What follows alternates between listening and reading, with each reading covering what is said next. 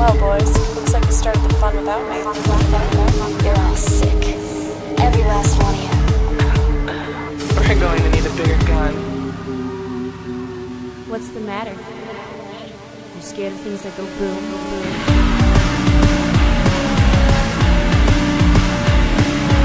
Give me one goddamn reason why I shouldn't blow your goddamn brains all over that goddamn wall.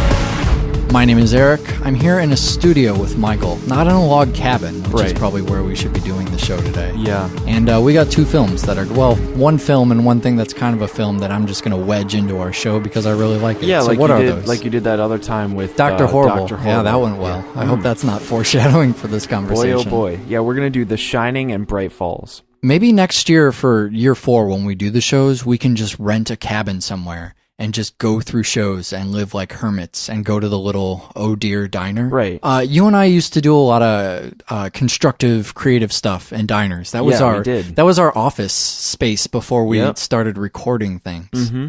I don't know if... Should we record something in a diner? I think that would probably just be really distracting. It would be, but I don't know. I mean, why don't you send us an email? If you don't think you'd be annoyed by the sounds of clinking and disgruntled patrons while Eric could be and I... good atmosphere, and it could just be bad recordings. It would kind of sound similar to like a laugh track. Maybe we could do our year end there. That'd be fantastic. We could like get some lavalier microphones or something and do that. Anyways, so there's probably a lot of different themes that you would see between the two movies. What was the original idea when we were setting this up? I guess the original idea is kind of being at the mercy of your surroundings. Yeah, I mean, sure. you wanted to do Bright Falls, so we kind of had to figure out... The theme is short thing, long thing. Yeah, that's what the real theme right. is. Yeah, Bright Falls is short, and as I mentioned in the previous episode, it's often compared to things like Twin Peaks and a lot of the David Lynch stuff. There's even a couple Lost comparisons. But I'd rather than do it with something like Firewalk with Me or another David Lynch thing or something very Twin Peaks inspired, I thought we would kind of go the Stephen King direction, and that would give us an opportunity to just completely shelve that conversation. Right. We wouldn't need to talk about it because it's just obviously right there. And that's good for Bright Falls, but I think that's also good for The Shining. The Shining may be the most discussed movie we have ever... easily. Clockwork Orange, a lot of people talk about, but I think we hit on the central stuff with that. Clockwork Orange, the difference between Clockwork Orange and The Shining, as you're going to hear throughout this podcast, is I think Clockwork Orange earns a lot of the conversation. Yeah, the stuff with The Shining, I mean, it just seems like conversation. It's I'm not sure it's all there. The Clockwork Orange, a lot of the conversation deals with the subject matter and the plot and the story, which isn't. It has nothing to do with Kubrick. And now we have the Stephen King story, which, take it or leave it, I guess. Today, we're both going to leave Stephen King. No Stephen King today. To the side. We'll do a really heavy Stephen King episode later. We'll do, give me 2 great Stephen King movies. Misery's really good. Okay, what do we pair that with? John Carpenter did that car one, Christine. Okay, so we'll do Christine and Misery, and then we'll just talk about Stephen King a whole fucking episode. So great, so we don't have to tackle that, but we still have a very daunting effort in talking about The Shining, because, I mean, just look at the fucking... Just Google The Shining, and billions, I believe it's 1 billion results come up. There are so many different papers about The Shining, huge essays that we could not even read in the time we have for our show. So I think we need a different angle to kind of attack that with. Do you have a plan of action for that? Well, I think the best thing to talk about with The Shining is going to be to talk about it as a Kubrick creation. Okay. And kind of... I guess what we're going to have to do is weed out the Kubrick from the King. All right. You know what I mean? We'll talk about the film as a film and try to leave what came out of the book or what the book may have done. We'll kind of leave that at the door. I mean, we're not going to be able to go without saying something. Sure. But we'll definitely give the bulk of the discussion to the film version. You know what I think would be good if we could try and focus on if we could talk about what people say about The Shining that's as a good well. idea. So we could give you an idea of... maybe as a launch pad. If you really want to know more about The Shining, you hear a bunch of this stuff here. We kind of give you an idea of these different perspectives, and then you can sort of go off and look into that because it's just so far out of the scope of what we're doing. If you want to hear a lot of really heavy Kubrick stuff, we mentioned we'll do the Stephen King stuff. For the Kubrick stuff, we did Eyes Wide Shut. Yeah. We did that on the first year, and that was a little bit more how do we feel about it kind of stuff. But I think we really hit it when we did A Clockwork Orange and, what was it, Elephant we did that with, right? Anyways, we have some spoilers and we have some chapters. So we're going to spoil both of these films. We're not going to get too heavy into the Bright Falls stuff. I think you need to see that over and over. But we're definitely going to spoil everything from The Shining that you've already seen parodied everywhere else. Spoil it like the back of a naked old lady in a bathtub. You're already doing it. So if you don't want to hear The Shining spoilers and you just showed up to... No one did this. But if you did, just show up to hear Bright Falls, skip over that. If you haven't had a chance to check out Bright Falls yet, you can skip over the Bright Falls section and see what we're doing next time on the show, which will not be Stephen King stuff. We're going to find something else to do next time. So how's this for a double feature opening for The Shining? What's going on with the SD and HD stuff here? Yeah. The DVD, widescreen, what the fuck? We had this conversation. There's the helicopter. It's the Okay, helicopter you that noticed that, yeah. kind of sparked the conversation. But you see a helicopter in one of the shots while the Blade Runner shots, apparently. Yeah, I think we mentioned this previously on the show in one of the other 500 episodes where we talked about Blade Runner. Keep sending those emails, guys. It's going to happen someday. But they did use some of the, they call them outtakes or unused footage from The Shining, but it's the same, the helicopter shots of going down the road. In the opening was used in the theatrical cut of Blade Runner to give you the studio ending. So what you're talking about with this helicopter is apparently in the full frame, in the 3x4 square TV version of The Shining, you can see the shadow of a helicopter. And this is a hotly contested issue over whether or not this is a movie goof, because as the movie is intended to be seen in 16:9 in widescreen, you don't see the helicopter. It's cut off because it's over there in the bottom corner. So you might be saying to yourself, wait, the widescreen version is cut off. How does that make any sense? So Kubrick filmed this movie in 4:3, in full screen, with the intention of not using the top and bottom of the frame. He thought that when they, the projectionists at the theaters, that would be their instructions to show it in 16:9, 1.85:1. And thusly the top and the bottom of the frame would be cut off. He didn't mind this because as he filmed it, he looked at the top and bottom of his frame and said that part's not important. But for whatever reason, he chooses to shoot his movies in that aspect ratio. So now the movie comes out. It's all these years later. All the video releases have been in the full frame because they consider that the pure, that's how it was shot, right? That's the pure version to watch it. When it looks like the intentions of the cinematographer and Stanley Kubrick were always to say, fuck the top and bottom of the frame. Those don't really matter. So it's become this hotly contested thing. Do you watch it in widescreen or full? We actually watched the full screen version, although it seems like Stanley Kubrick thinks the official version is the one you would see in cinemas, would be the widescreen version of the film. Full screen or widescreen, we're dealing with the same content, the same icons. You've seen this stuff parodied over and over. Oh, yeah. It pops up all. Child's Play. What do you think? Yeah, I can't think of anything to say here. I love that part of Child's Play. That's a really great line. What are the big ones? Well, there's that. There's the Jack Nicholson's face through the door, looking to the left. There's that's the infamous "Here's Johnny" scene. So what I really love about that is actually right before that scene where he's swinging the axe and the camera. It doesn't follow the total arc of the axe. It just whips left and right. So you feel almost as if the camera is bludgeoning the door the way the axe is. It's just really effective camera work. And then another one, you have Danny on the big wheel riding around through the kitchen and over the carpet, and the sound of the carpet and the hardwood floor alternating. Sure. Love that. And then the twin girls is a huge one. Yeah, we see the twins a few different times. The second time we see them, I believe, is in the first one is after the bathroom scene of Danny.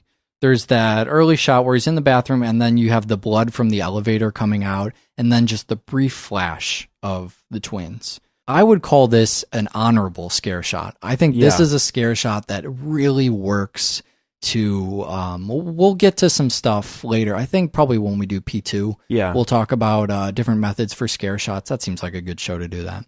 But this is, and part of what will frame our conversation is I think we're both on the same level of talking about how The Shining is pulls off the... You and I actually had a huge conversation before we even started recording about what genre The Shining even is. But if we were to call it a horror film, just for the sake of not rehashing that conversation, I think we would both agree that it's effective because it doesn't know the genre very well. Right, exactly. Well, the things it does are very unlike what is typical of that genre. There are two things that can make a filmmaker make a fantastic horror film. The perfect horror film.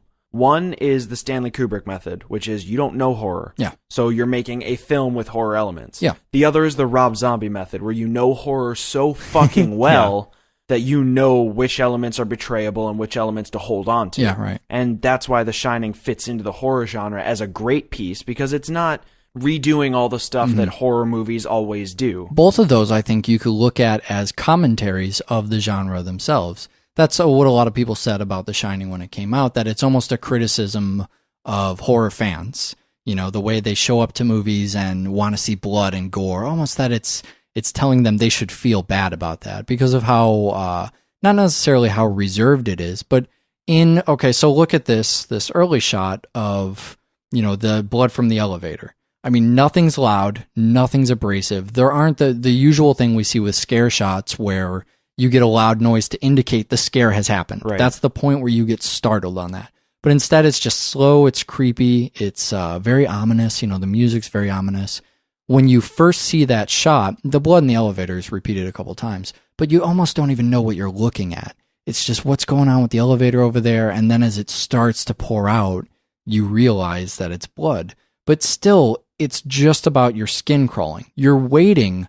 Maybe this is just as a modern audience, I feel like this, but you're waiting for the startle moment. You're waiting for almost the release, as if all of this tension is going to build up, and then something scary and instantaneous and immediate will happen, and then you will know the scare is over. But what's even more uncomfortable, I think, is that you never get that release. It just kind of dissolves. The blood eventually fills the entire hallway, and then you move on to another scene, and you don't know if the scary stuff is over because there wasn't a moment, an eek moment where you're like, oh, we can all have a laugh. We all got scared. Right. Yeah. Instead, it builds up and then it just kind of goes back down.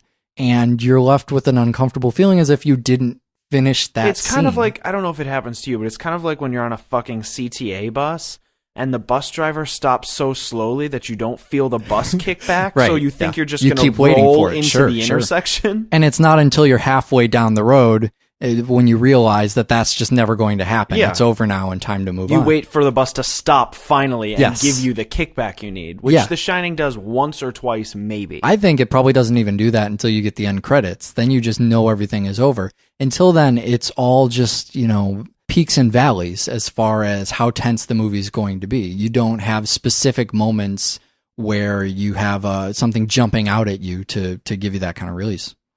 The woman in the bathroom is another scene I remember from The Shining, but not one that I knew about before I saw The Shining the first time. Probably just because it's graphic. You don't see it. And it's not as easy to parody on, say, The Simpsons in the way that a lot of the other scenes are. But that's a very Kubrick shot. You know, first of all, you have the bathroom thing, which we've never talked about, but for some reason, we're seeing it in all these Kubrick movies. We saw it in Eyes Wide Shut. We see it in a lot of these movies. The bathroom is a place that Kubrick returns to over and over in his films. And there's always pivotal kind of plot moments in there or something that it's meant to tell you something specifically about the characters in a place that the camera doesn't go. But that's not the reason I feel like, that's not the only reason this is Kubrick stuff. You also get the full-on nudity. You're in a bathroom. You have the fully naked woman, very Eyes Wide Shut. I just keep going back to the images. What were some of the most iconic images from that? And then you also you cut back to Jack Nicholson, and he's looking up at you from his brow. That same scene that you see, every single one of Kubrick's protagonists do this, don't they? But The Shining is a really good example of this because Jack Nicholson perfects the look. Yeah, he does. Jack Nicholson is one of the most naturally creepy men in Hollywood. Those eyebrows, what are they doing?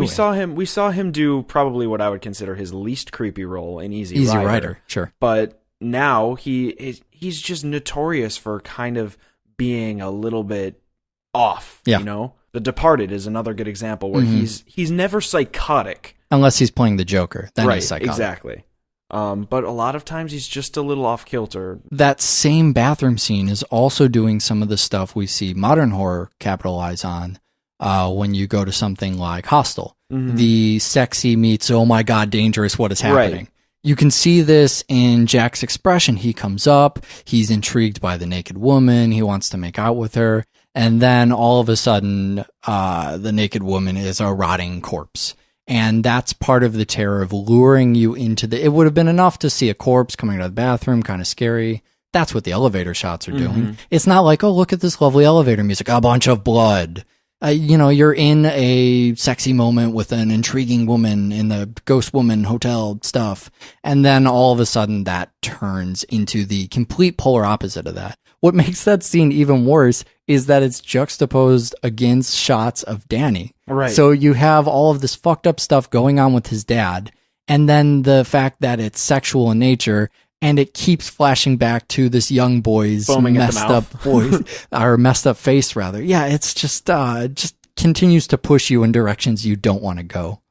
You mentioned all work and no play makes Jack a dull boy. I don't know if this is one of the things people remember from The Shining. It's not one of the icons the phrase certainly is. Yeah.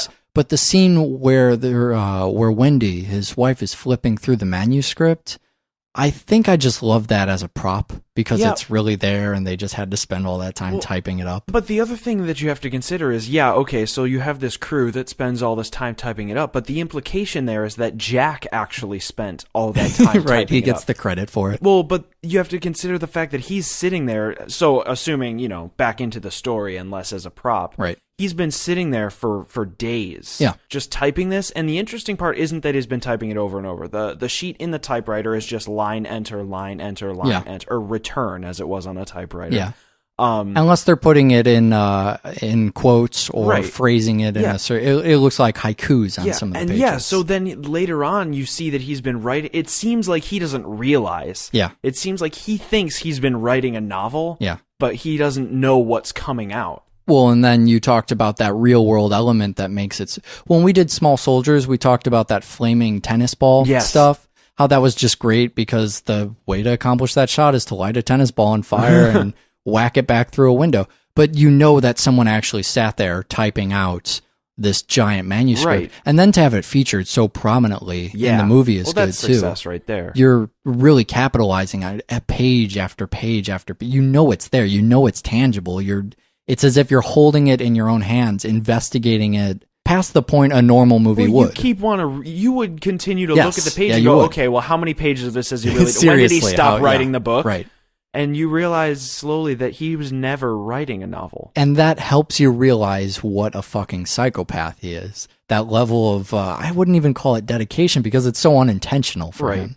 So the final icon I want to talk about is it's the penultimate icon for me. Do you mean penultimate this time? We got an angry email about it. So I've just never corrected you on this because in my mind, I always kind of retrofit. Sure. Penultimate is second to ultimate. Right. It's the one before the ultimate. Every time you say penultimate, in my head, although you probably mean to talk about the ultimate one, I always think, well, maybe Michael's referring to this imaginary one. Usually wrong, but this time I'm correct. Okay, so you mean the second to best scene that you... The best scene for me is the Here's Johnny scene. I love it. I love the axe. I love crazy Jack Nicholson. I love Shelley Duvall screaming, holding the knife. God, she's great. But my second favorite scene is the whole scene where Dick Hallorann comes in. And I mean, we were talking about the movie starts and we see Dick Hallorann, and I'm already telling you, the best part of this movie is when Dick Hallorann comes in to save the day and dies instantly. Yeah, almost as if by accident. And exactly. It almost seems like Jack comes around the corner, accidentally bumps into him with the axe. Yeah. But then what follows is you get Jack has finally killed. Yeah. And he goes limping down the hallway holding the bloody axe. That scene with Jack Nicholson limping and that wide shot of the hallway is one of my favorite moments in the movie. Killing that character is so perfect too, because it's this almost sense of humor the film has that we debate. We debated as we were watching the film whether it kind of had a sense of humor about these things, because it presents to you it's called The Shining. Mm-hmm. Here is a character who talks to the young boy about The Shining, and that connection they have, that mental connection, is really only going to come back one time at the end of the film, and it's only going to come back long enough for Jack to kill him and say that didn't matter, moving right along. Well, it seems like, their savior, the one thing that's going to save them is The Shining. The Ahab, as we talked about with the Rise of Leslie Vernon behind the mask. But what you fucking realize is that the one thing that's going to fuck them over is The Shining. Yeah. It's the fact that this hotel is basically calling the shots, and that it knows what's going on, and it may or may not be controlling Jack Torrance. That's not important. The point is, you realize that The Shining, as you saw it, is actually a negative aspect to the film. And while it represents that joke, I think it also represents, The Shining isn't pointing directly to that joke. I think it's pointing to the house stuff you're talking about. It's pointing to the character of that hotel. And, this might be a good time to talk about a couple of these interpretations, because I think we'll get around to what we think is ultimately our interpretation and where the focus of this film lies for us. But, you're all over the board with this. So you have the Native American stuff. Yeah. It's an Indian burial ground. Apparently, right?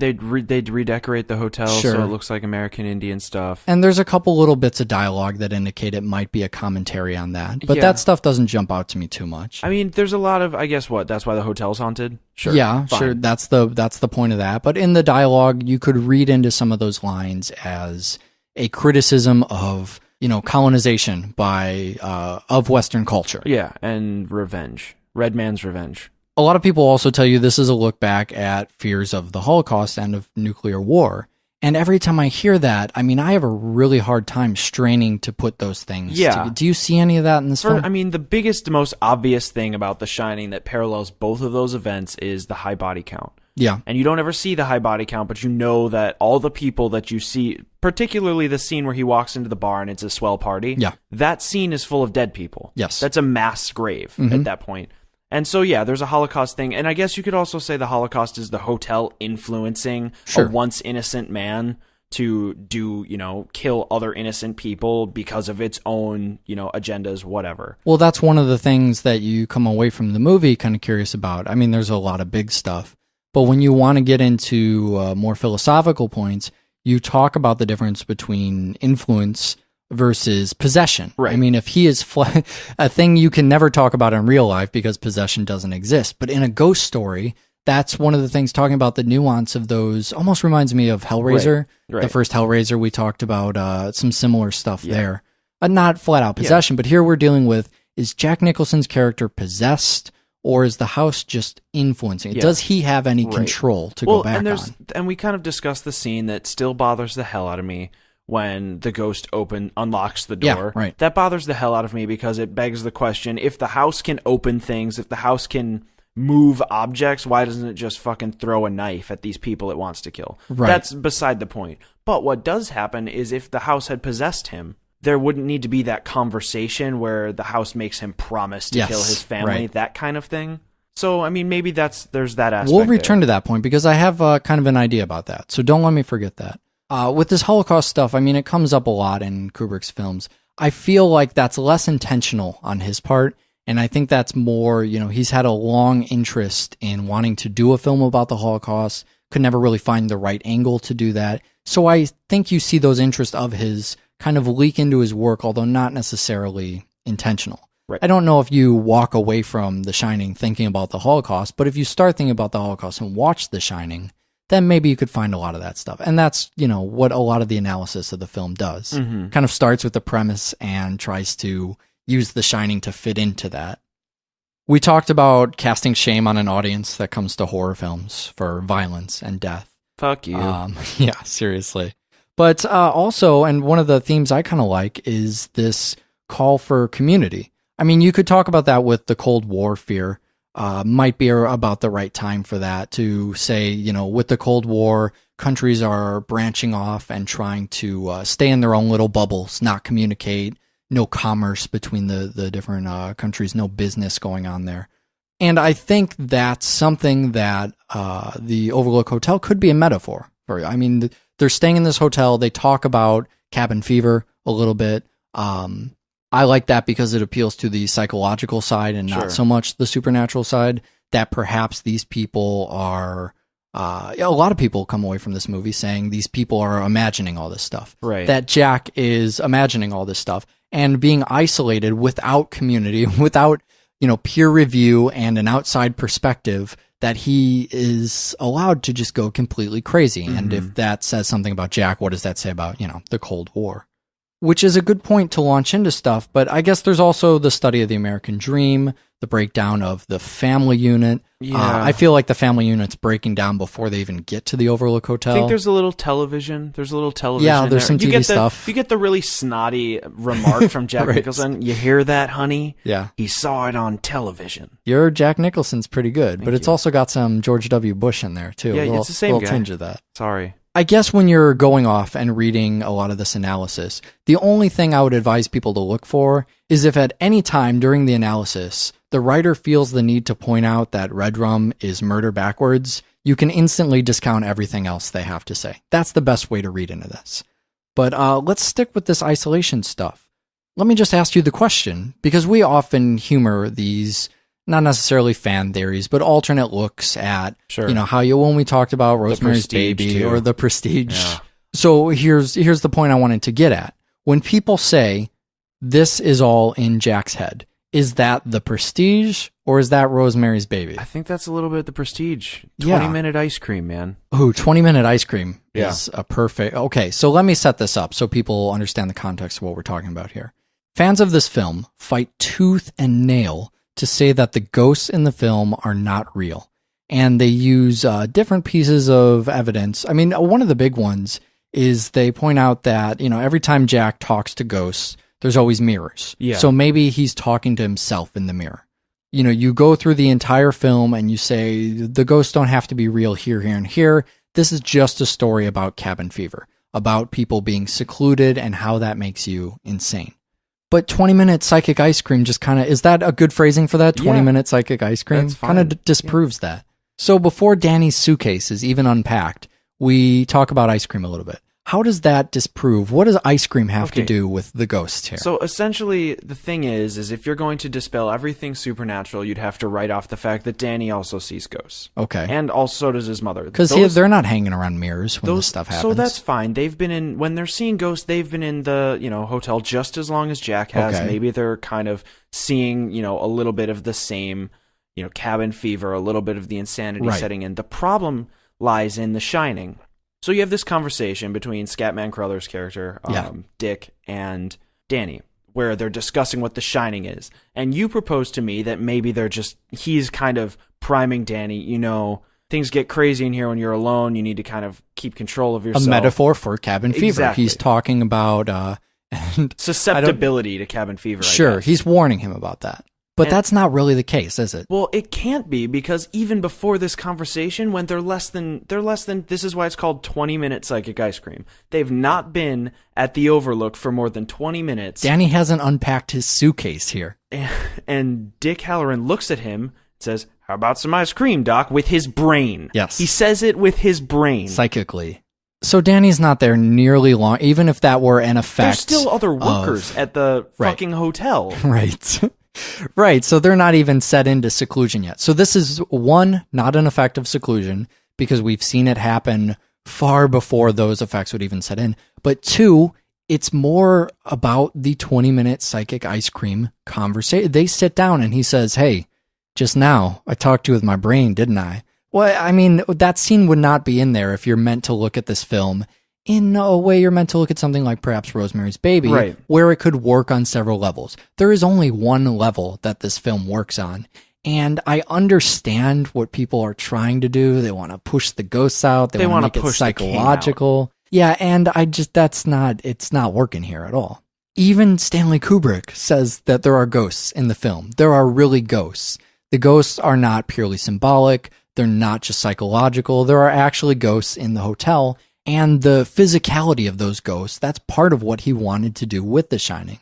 So you would not only have to resist the characters of Wendy and Danny, you would also have to resist the people who created the film, the intentions that they meant to go forward with. I think The Shining is probably the ultimate example of reading into things that aren't there. We talked about that with all the analysis. That's not what the evidence points to. If you're going to look at this as evidence-based, don't fucking talk. It's evidence or faith at this point, right? You're gonna talk about evidence, and that's going to show you that ghosts are actually in the hotel. But if you're gonna talk about, well, I want to believe that the ghosts are all fake in this movie, then don't start talking about mirrors and stuff, because then you come back into evidence territory. It's really weird for me to use the skeptical perspective to show you signs that ghosts actually exist in the film, people, just in the film. All right, so then what's happening in this? If it's not, we've kind of been beating around what the actual point of the film is. I think the basic idea here is that the Overlook also has The Shining. Yes. And so knowing that Danny may have some kind of insight. Maybe it wants to wipe Danny out. Maybe it doesn't even make a target of them. It just wants to kill them for whatever reason. But let's say it wants to take out Danny. It also takes out Halloran because he too has the Shining. Let's say the hotel wants to wipe out everybody with the Shining. Okay, that's hotel a possibility. Has the Shining. And so it influences Jack to kill his family. And this is why, one, Jack can find them all the time. Yeah. Because the hotel is essentially communicating with him. And two, why Jack ends up dying in the maze, which is actually one of two other things. One, he didn't go out with his family before to check the maze out. Right.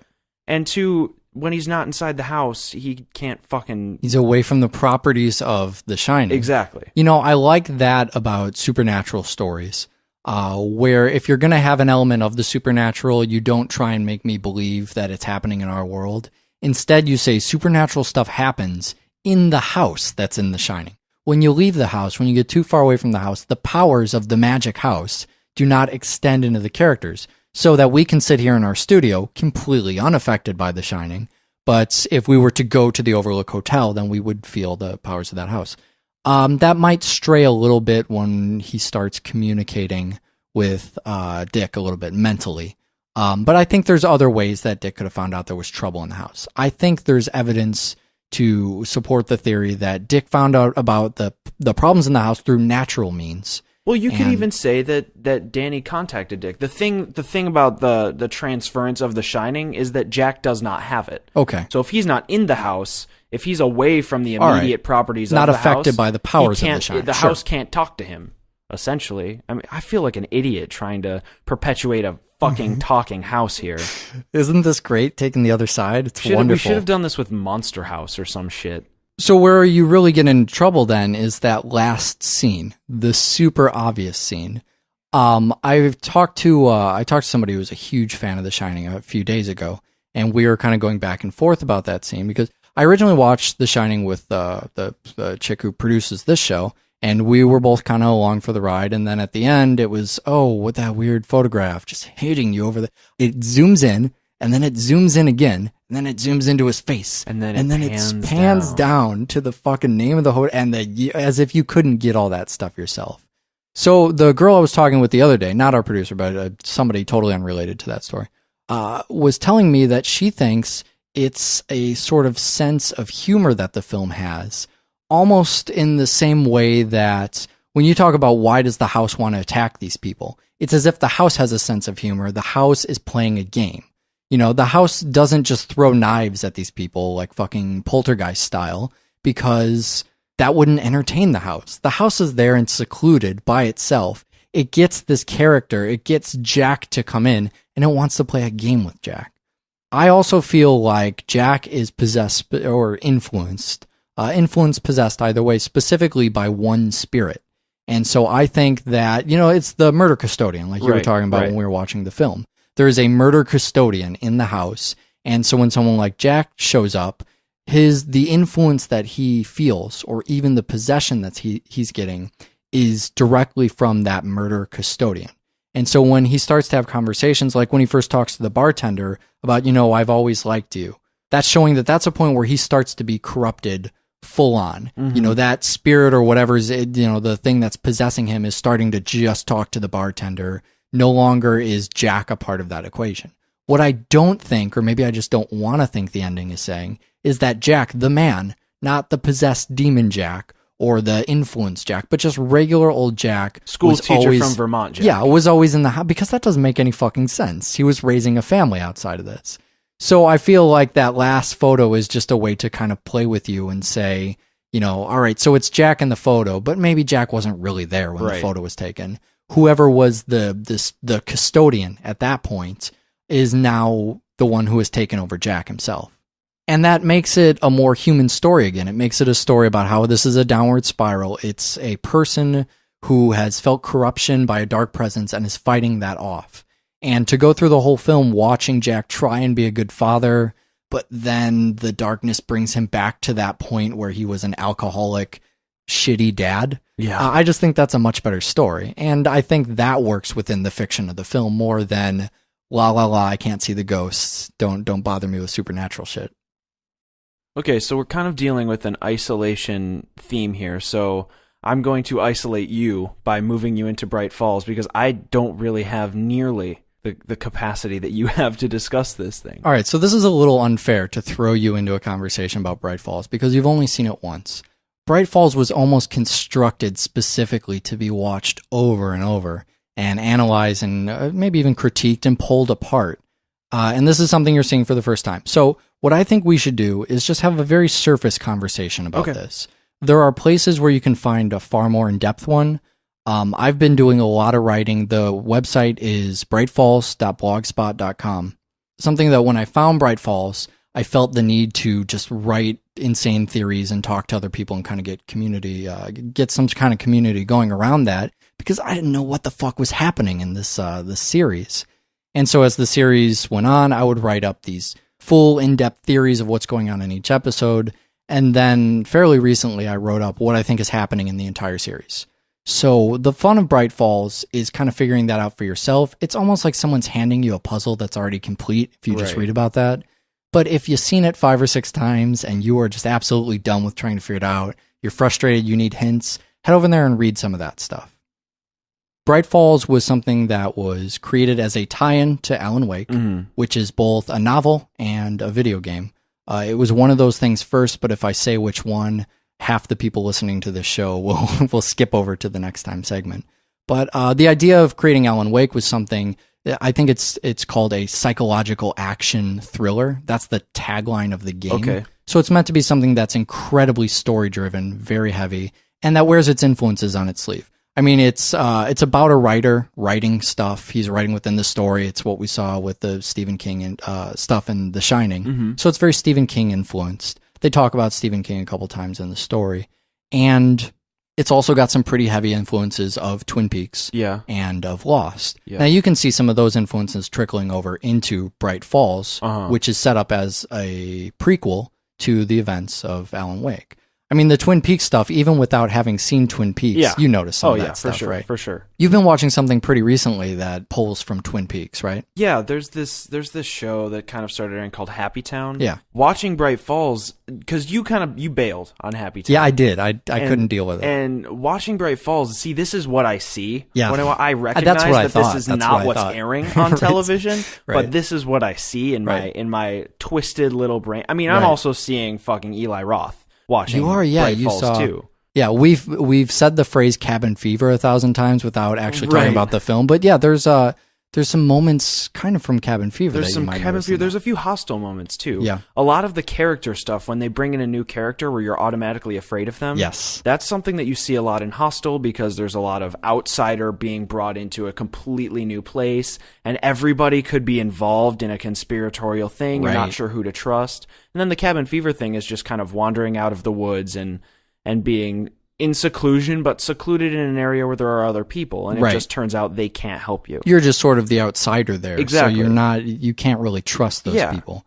Yeah, I think if I were to look at every single thing I like about Bright Falls, it's something that builds off of the setting. The setting comes first. Creating that environment comes first, and once you have that kind of setting, you can do a lot of different things with it.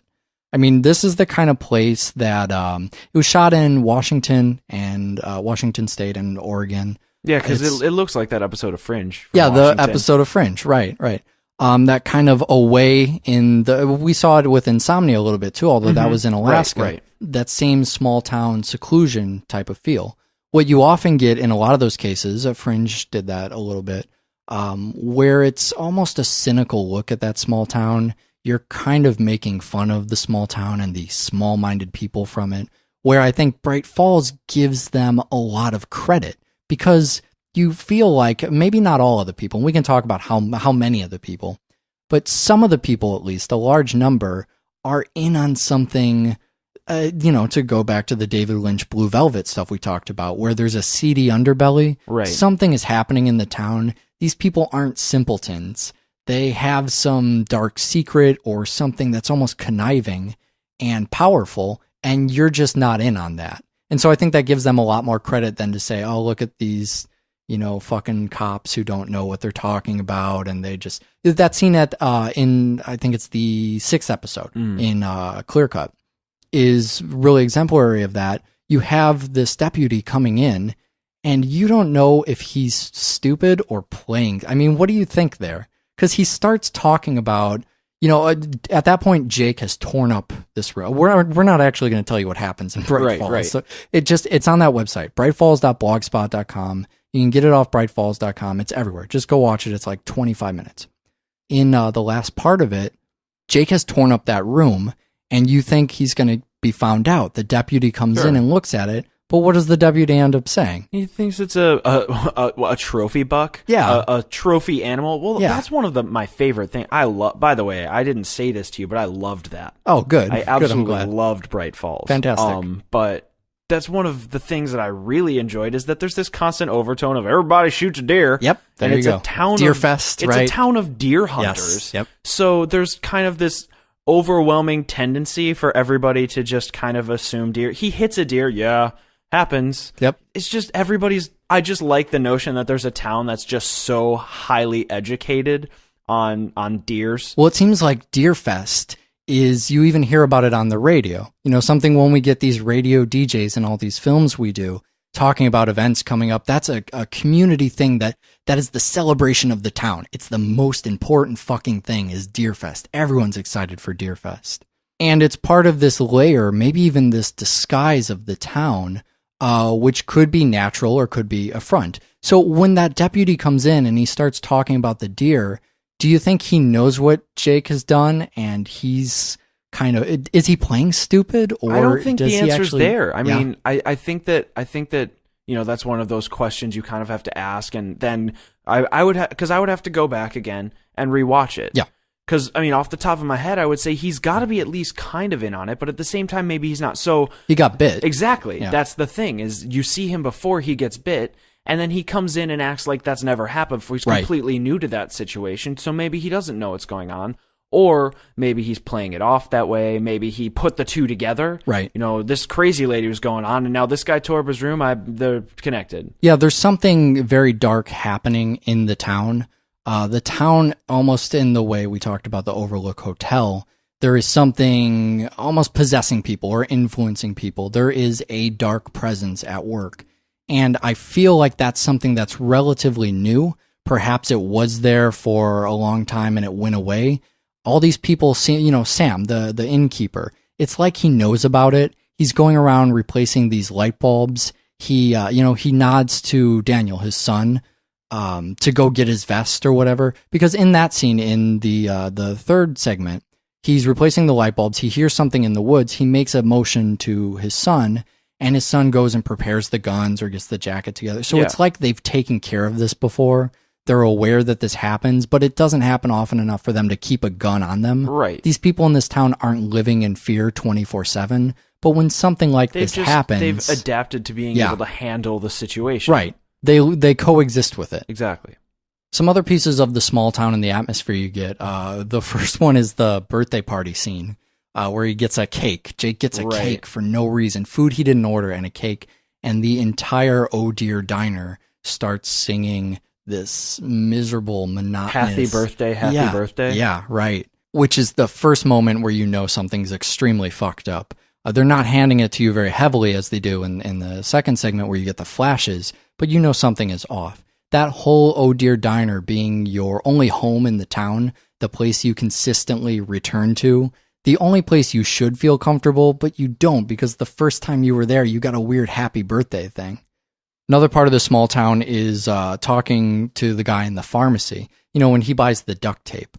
That's another interesting thing there. The first time I saw that, I thought he was just buying a car part because he busted his headlight. But I think if you watch it really closely, you see he's got a paper in hand. There's drugs behind the guy. I think he's trying to get his prescription refilled. And that guy starts talking about, well, it's going to take 3, 4, 6 days. It'll take about 6 days. And you start to realize you are really cut off from the outside. Mm-hmm. He can't even get somebody to drive this stuff in. So Jake has to get out. That's kind of the first moment you realize there's no hope for Jake here. He has to get his story. He wants to learn about Emil Hartman, the doctor. Right. So he wants to get in there, get that information, and get out. And the entire time as the series is going on, you start to realize that all of the fucked up stuff that is happening is hitting closer and closer to home, to Jake specifically. that all of these events sort of center around him. They're affecting him, not just, you see Sam disappear. And then later, I think it's suggested that Sam's disappearance has something to do with Jake.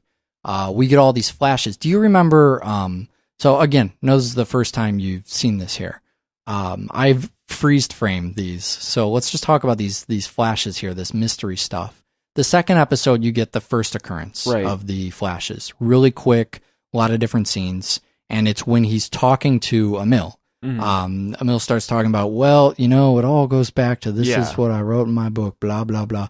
And he looks up at this painting, his eyes wander off, and you get what is really a terrifying scene of just scene after scene of weird stuff before he snaps out, realize there's been some lost time. The only thing from those flashes that really stick, the only thing I can really remember is that sugar cube. Yeah, you get the sugar cube with the coffee sucking up into it. The coffee just talking about, staying awake or whatever. The other scene from that you get is the crazy woman. Right. So you don't even know if it's a woman or what's going on at that point. But you just see in front of some kind of bars or a jail or something. And you later, the series is pretty subtle about this too. They don't feel the need to say, hey, remember back from that episode? I just love how much credit this gives to its audience. You see the crazy woman again. So it's almost like he's having a premonition, or perhaps the timeline isn't as linear as we thought, and he's already seen that. You see the weird fucked up bunny rabbit laying on the ground, kind of twitching. So the second time I rewatched that really freaked me out, because I had it on mute the second time because the noises are so jarring that it's hard to pay attention. And I didn't notice that the rabbit was still alive, and it kind of twitches and freaks me out. And then you see his car skid into the deer, and you see a deer head floating underwater. Maybe the same deer head that you see at the end of episode 2, that the guy in the blue jumpsuit is holding as he's walking along. So he takes all these crazy notes. There's a lot of cool stuff on that notepad. You can look that up. But then we get flashes again towards the end. Do you remember anything about that set of flashes? They're a little more chaotic. Not really. All right. So what you're seeing in that, a lot of different stuff. You see the flare. They're the set of flashes that end off the episode, and it's the siren, the blue and red stuff on the pavement, which ends up being kind of where the series ends. Those are the only 2 shots you get that are really premonition kind of stuff. All the other ones, or most of the other ones, are things that have happened. That's where you start getting clues about Sam, because you realize that this stuff that we saw earlier of the red moving dirt really quick, that's probably the red clay stuff on his hands.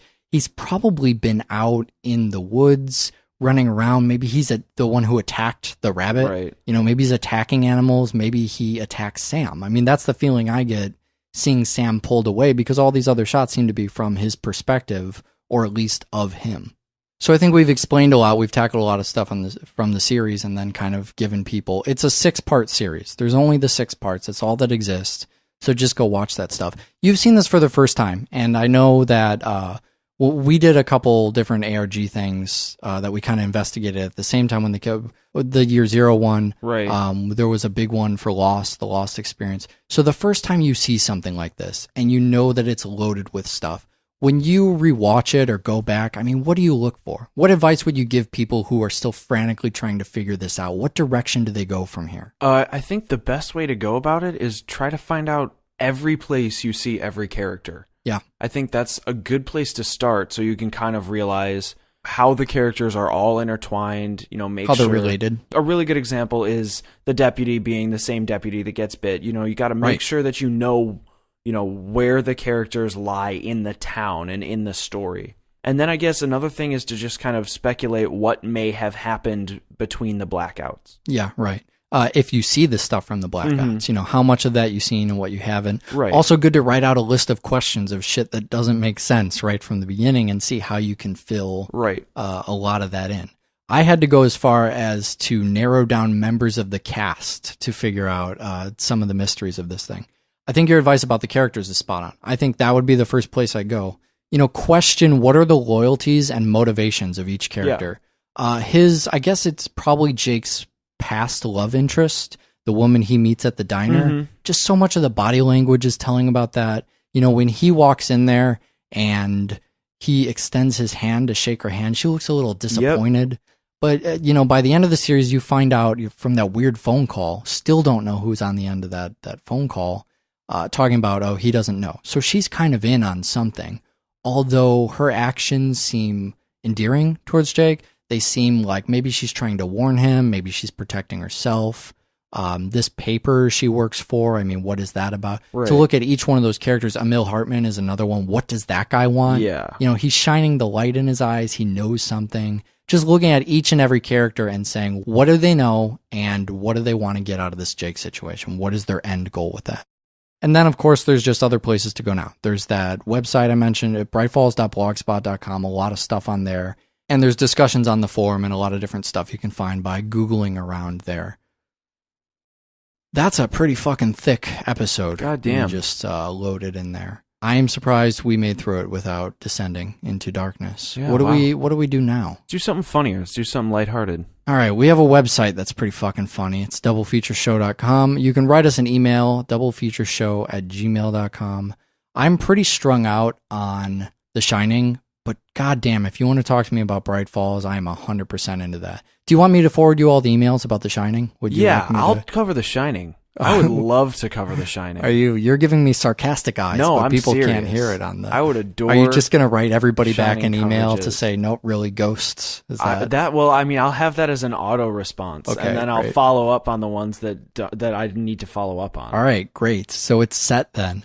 We got to find something lighter to do next time. What's sitting there in the queue? What do you want to do? Some jokes. Let's do Kiss Kiss Bang Bang and the Invention of Lying. I don't know if those are lighter movies, but they're certainly comedic movies. Yes. That's going to be another heavy show for us. Look forward to another long one, I think. Fantastic. Watch more fucking film. Bye.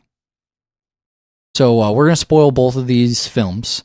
We're not going to get too heavy into the Bright Falls stuff. I think you need to see that over and over. But we're definitely going to spoil everything from The Shining that you've already seen parodied everywhere else. Spoil it like the back of a naked old lady in a bathtub. You're already doing it. So if you don't want to hear The Shining spoilers and you just showed up to...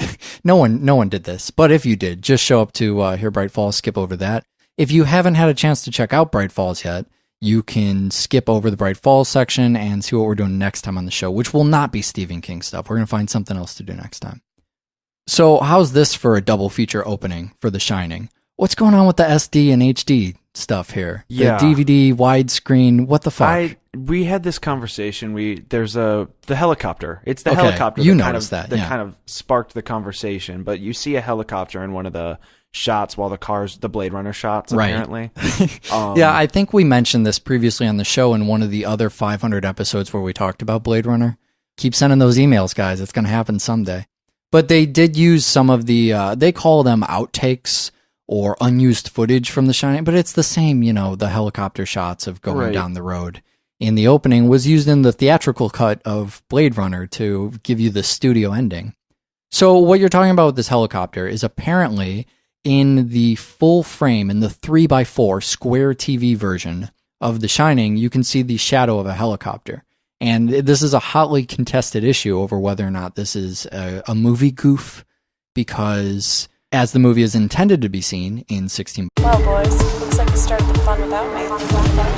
You're all sick. Every last one of you.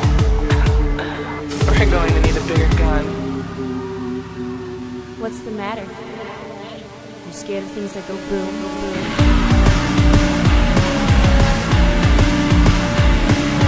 Give me one goddamn reason why I shouldn't blow your goddamn brains all over that goddamn wall. My name is Eric. I'm here in a studio with Michael, not in a log cabin, which is Right. probably where we should be doing the show today. Yeah. And we got two films that are, one film and one thing that's kind of a film that I'm just going to wedge into our show because I really like it. Yeah, so like what you are did, those? like you did that other time with Dr. Horrible. Dr. Yeah, that went well. Yeah. I hope that's not foreshadowing for this Boy, conversation. oh boy. Yeah, we're going to do The Shining and Bright Falls. Maybe next year for year 4 when we do the shows, we can just rent a cabin somewhere and just go through shows and live like hermits and go to the little Oh Dear diner. Right. You and I used to do a lot of constructive, creative stuff in diners. That was Yeah, we did. That was our office space before we Yep. started recording things. Mm-hmm.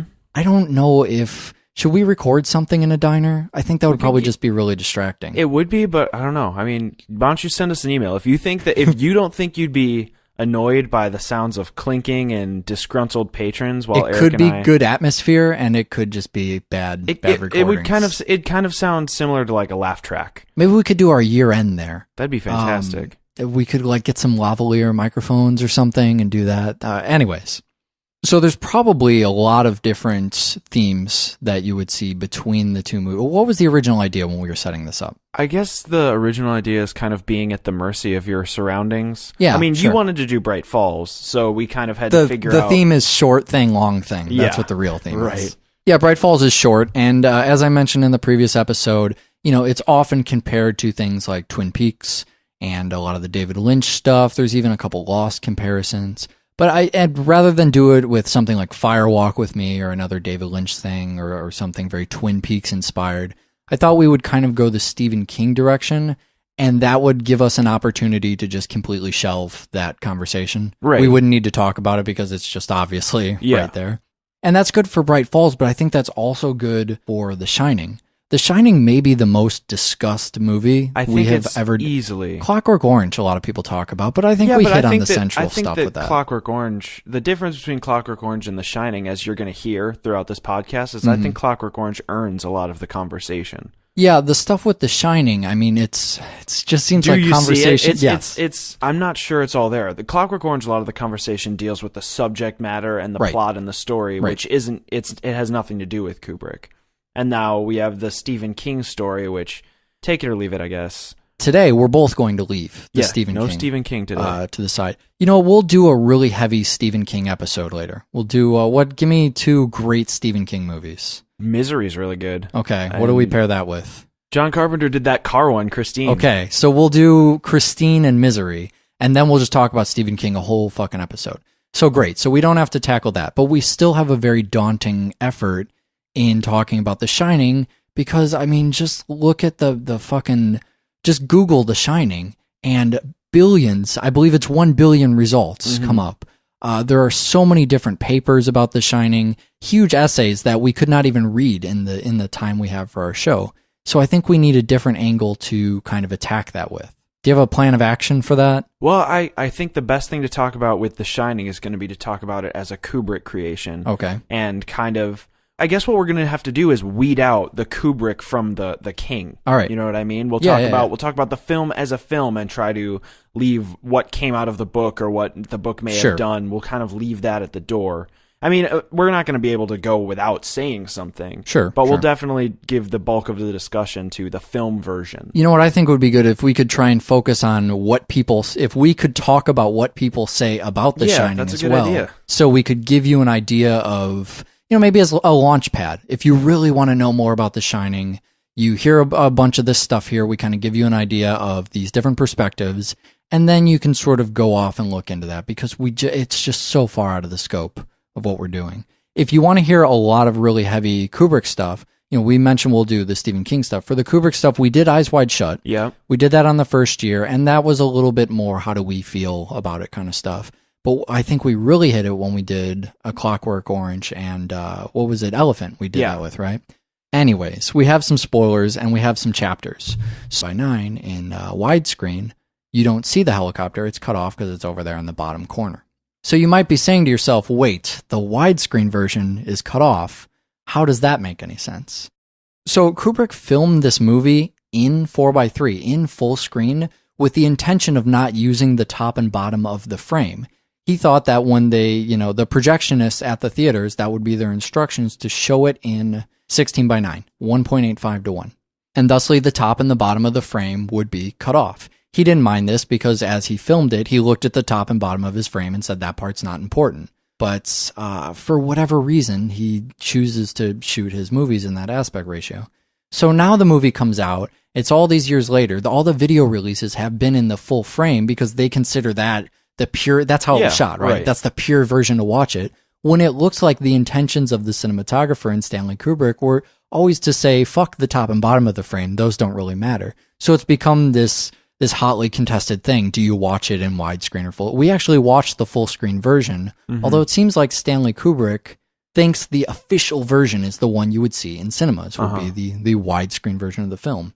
Full screen or widescreen, we're dealing with the same content, the same icons. You've seen this stuff parodied over and Yeah. over. And Oh, over. yeah. It pops up. All, Child's what do you Play. What do you think? Yeah, I can't think of anything to say here. I love that part of Child's Play. That's a really great line. What are the big ones? Well, there's that. There's the Jack Nicholson's face through the door, Yeah. looking to the left.